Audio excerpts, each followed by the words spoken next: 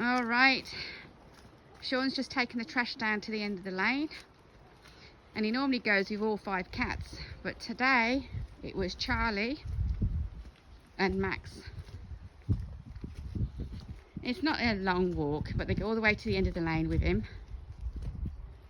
and then they follow you back home. But it's probably got something to do with the fact that they know they're going to get fed soon too. Max is looking at somebody else's garden.